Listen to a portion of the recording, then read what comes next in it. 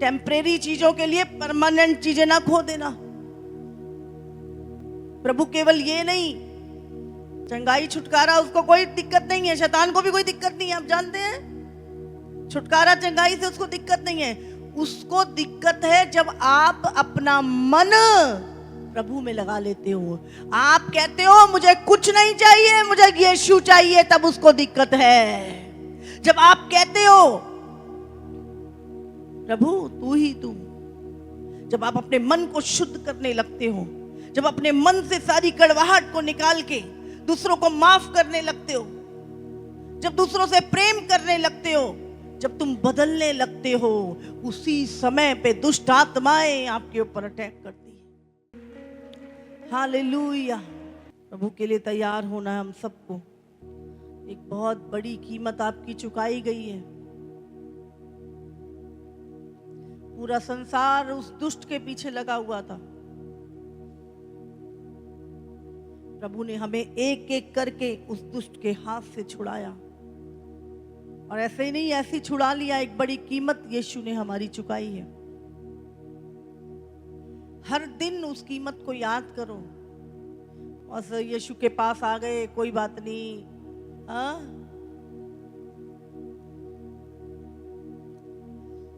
ये शैतान आज मसीहत को हल्के में कर रहा है, वचन को हल्के में कर रहा है। जो बातें नाशवान है उनको बहुत खास बना रहा है, और जो अविनाशी हैं उनकी ओर से ध्यान हटा रहा है। इस दुनिया की कोई भी आशीष है वो टेम्परेरी है। इस दुनिया के घर, इस दुनिया की गाड़ियां, इस दुनिया की चीजें सब टेम्परेरी हैं, वो सब नाशवान है। लेकिन जो प्रभु देना चाह रहा है, यीशु मसीह केवल इस दुनिया की आशीषें, छुटकारा, चंगाई देने नहीं आया। यीशु तुम्हें अनंत काल का जीवन देने आया। ये 60-70 साल का जीवन नहीं, अनंत काल का जीवन। यीशु मसीह 1000 साल का राज्य यहां करेगा, उसके बाद स्वर्ग में अनंत काल का जीवन। वो घर जो अविनाशी है, वो महल जो अविनाशी है। बाइबल कहती है जो तेरी आंखों ने नहीं देखा, जो बातें तेरे चित्त में नहीं चढ़ी, परमेश्वर ने अपने प्रेम रखने वालों के लिए वो आशीष रखी है। हालेलुया। लेकिन हम इन दुनियावी थोड़े समय की टेम्परेरी चीजों के लिए अपना अनंत काल की आशीषें ना खो दें। याद रखें, इसीलिए अनंत काल की चीजें, यार, टेम्परेरी चीजों के लिए परमानेंट चीजें ना खो देना।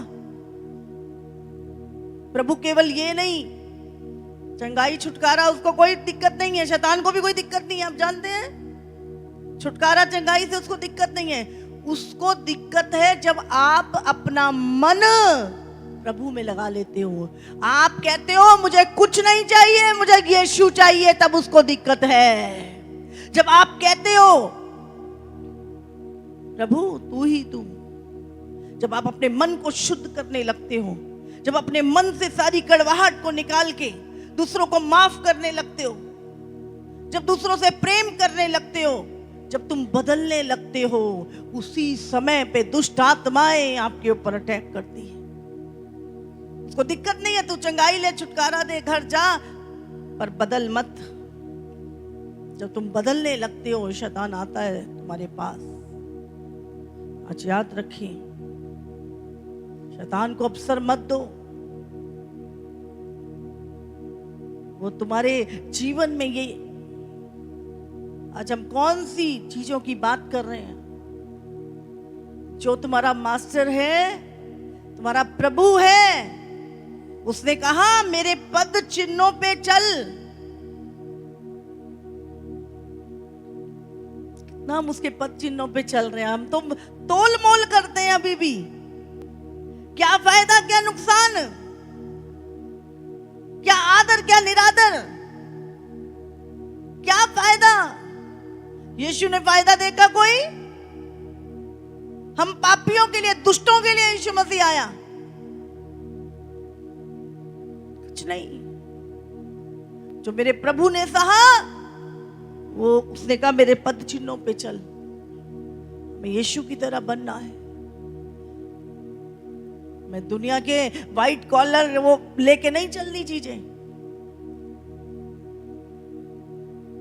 आज जिस पौलुस के बारे में तुम प्रचार करते हो, वो पौलुस रोज पिटता था, वो रोज बेतों से बांधा जाता था, रोज भूख, नंगाई, जोखिम, हथियार, उपवास, प्रार्थनाएं, अपनों से सताव, संसार से, अन्य जातियों से सताव, हर जगह पे वो कहता है कौन है जो मुझे निर्बल नहीं होने देता। जब जब मैं निर्बल होता हूं, तब तब खुदा की सामर्थ मुझ में सिद्ध होती है और मुझे खड़ा रखती है। हालेलुया। इसीलिए अगर तुम खुदा के लिए दुख उठा रहे हो, तुम कभी कमजोर नहीं होगे, कभी निर्बल नहीं होगे। तुम्हारी निर्बलताएं अगर तुम्हारे पाप के लिए हैं, तुम्हारे स्वार्थ के लिए हैं, तो तुम मिट जाओगे। लेकिन अगर खुदा के लिए वो निर्बलताएं आ रही हैं, तो याद रखो दुगनी सामर्थ पाके खड़े होगे। हालेलुया। खुदा पे भरोसा रखना कभी लज्जित नहीं होता। वो जंगल के सफर में मैं जानती हूं आज बहुत सारे लोग चल रहे हैं, लेकिन आप नहीं चल सकते बिना खुदा के। आज यूनिटी, प्रभु में यूनिटी, रॉन्ग यूनिटी नहीं, राइट यूनिटी। हमारा यूनिटी का दर्शन, प्रभु तेरे दास एक हो, तेरी कलीसियाएं एक हो, परिवार एक हो, प्रभु यूनिटी। और उतना अधिक शैतान उल्टा काम करेगा। हालेलुया। अनंत काल का जीवन का सवाल है, ये टेम्परेरी चीजें नहीं है। बचपन से खा रहे हो, पी रहे हो, आगे भी प्रभु खिलाता रहेगा। ये टेम्परेरी आशीषों के लिए प्रभु के पास मत चलो।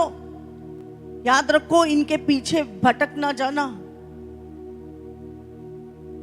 अपनी जो अनंत काल की आशीषों को देने के लिए प्रभु आया, ये जीवन, थोड़े समय में यीशु का आगमन, हाँ, एंटी क्राइस्ट का राज्य 7 साल का, ये उसके बाद 1000 साल तुम यहाँ पे राज्य करोगे, प्रभु के साथ राज्य करोगे, राजाओं की तरह राज्य करोगे। उसके बाद स्वर्ग में अनंत काल के लिए वो सोने के महल जो परमेश्वर ने तैयार किए हैं, एक उसके बाद अनंत काल का जीवन। हम ये टेम्परेरी चीजों के लिए, ये छोटी मोटी बातों के लिए कुछ भी सहना पड़ जाए, फैलो, कुछ भी सहना पड़ जाए, पर वो अपने अनंत काल जिसको यीशु देने आया, परमेश्वर ने जगत से ऐसा प्रेम किया कि अपना इकलौता पुत्र, एक कीमत चुकाई तुम्हारे लिए, तुम्हें अपने पास लाने के लिए, तुम्हें उस मिरास को देने के लिए, ताकि जो कोई उस पर विश्वास करे वो नाश ना हो पर अनंत काल का जीवन पाए। जिस दिन मैं प्रभु में आई, मैंने प्रभु को जाना, एक ही सवाल उठता था, ये जिंदगी तो दुखों में निकल जाएगी, सुख आए दुख आए इंसान निकल जाती है। इस शरीर को कितना पाल पोस लो, कितना इसमें मक्खन मलाई लगा लो, इसने जाना ही है। हाँ, जितना मर्जी तुम बड़ा महल बना लो, जितनी मर्जी तुम बड़े ओहदों पे बैठ जाओ, एक दिन तुम्हें जाना है। ये सब टेम्परेरी है, संसार की चीजें। तो मैं जानना चाहती, प्रभु मुझे इस जीवन का नहीं, मुझे उस जीवन के लिए उत्तर चाहिए तुझसे। ये जीवन तो कैसे निकल रहे, कितने दुख और आए प्रभु, मैं निकाल लूंगी, पर मुझे वो जीवन नहीं, उसका मुझे जवाब चाहिए था। और बचपन से मैं परमेश्वर को खोज रही थी, और जब यीशु मसीह के बारे में पता लगा और मुझे पता है स्वर्ग का द्वार यीशु है, यीशु तो बात ही ऊपर की करता है, उस दिन से आज तक दुनिया की तरफ ध्यान ही नहीं गया, दुनिया की ब्लेसिंग की तरफ ध्यान ही नहीं गया, चिंता ही नहीं हुई उसके बाद जिंदगी में कभी। मैंने बोला वो परमानेंट वाला सही रहना चाहिए, नीचे कुछ भी हो।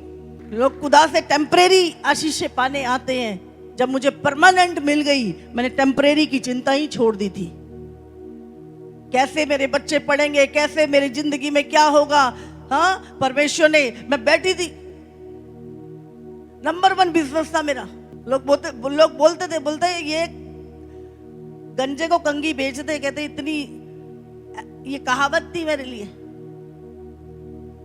प्रभु की एक आवाज आई, चल मेरे लोगों को बचा। वो बर्डन 4 घंटे में तड़पती रही, कोई नहीं था, मैं और प्रभु, इनकाउंटर हुआ मेरा। वो दिन, उसी दिन त्याग दी वो चीजें और मैं निकल पड़ी प्रभु के। क्या होगा, कैसे, कहां से, कुछ नहीं सोचा। बहुत बार दिमाग में चीजें आई, प्रभु एक ही बात कहता था, मैं हूं। प्रभु से मांगने से चीजें नहीं मिलेंगी, प्रभु के लिए जब आप सैक्रिफाइस करते हो, जब खुद को रोज मारते हो, डेली कुछ ना कुछ चीजें। मेरे से लोग बोलते तुम पागल हो, दुनिया ऐसे नहीं चलती, ऐसा है, ये है, वो। मैं बोलती थी मुझे कुछ समझ नहीं आता, मुझे सिर्फ उसकी आवाज सुनाई देती थी और वो जो बोलता था सिर्फ उतना ही मुझे समझ आता था। दिमागदारों की बातें मुझे कभी समझ नहीं आई, बुद्धिमानों की बातें मुझे कभी मेरे अंदर पल्ले नहीं पड़ी। जो संसार के बुद्धिमान लोग हैं, मैं सीधे सीधे चलती थी प्रभु के साथ और परमेश्वर ने कोई घटी नहीं। तुम्हारा क्या होगा, तुम्हारे बच्चे कैसे पढ़ेंगे, तुम्हारा घर कैसे चलेगा, तुम्हारी लाइफ कैसे चलेगी, कुछ नहीं। पर प्रभु दिखता था। बोले परमानेंट चीजें है ना, बस ये टेम्परेरियों के लिए तो दिमाग चलाना ही नहीं है। छोड़ना शुरू किया, प्रभु के लिए छोड़ना शुरू किया, हर चीज छोड़नी शुरू करी। किसी बात के लिए किसी को दोष नहीं, हर चीज में पॉजिटिविटी, किसी चीज में नेगेटिव नहीं कर पाया शैतान मुझे, किसी चीज में नहीं। बोलती हर चीज में प्रभु की आशीष। लोग बोलते कोर्ट कचहरी के चक्करों में, मैंने बोला खुदा के चक्कर में पढ़ो, अगर पढ़ना है तो ये बाहर के चक्करों में मत पढ़ो। अगर वो तेरे साथ है तू फलवंत होता जाएगा, लेकिन अगर खुदा तेरे साथ नहीं है तेरी सारी पावरें खत्म हो जाएंगी। इसलिए आज परमेश्वर चाहता उसको पकड़ो, एक कीमत चुकाई है। एक सुई चुबा के देखा करो रोज अपने, एक थोड़ा सा हाथ ना गैस पे लगा लिया करो एक बार, समझ में आएगी वो अनंत काल की आग और पीड़ा कितनी भयानक है। और वो यीशु ने वो मोटी मोटी कीलें जो आपके लिए गड़वाई अपने हाथों में, उसकी कीमत समझ में आ जाएगी आपको। थोड़ा सा पिन लगती है ना, प्रभु ने पूरा शरीर जख्मी छलनी कर लिया हमारे लिए। किस लिए, क्या फायदा था प्रभु का? सिर्फ तुम्हें उसकी उपस्थिति में लाने के लिए, सिर्फ तुम्हें गले लगाने के लिए, वो पाप की दीवार को ढाने के लिए, वो शैतान की उस कीमत को अदा करने के लिए खुदा तुम्हें अपने पास लेके आया। आज तुम खुदा से दूर जा रहे हो, जाओगे कहां? वो खड़ा है मुंह फाड़े हुए तुम्हें खाने के लिए, वो छीनने के लिए तुम्हारा उद्धार, तुम्हारी आशीष, तुम्हारे गिफ्ट, सब कुछ छीन के कंगाल करके खड़ा कर देगा एक साइड में। आया बड़ा सेवा करेगा, आया बड़ा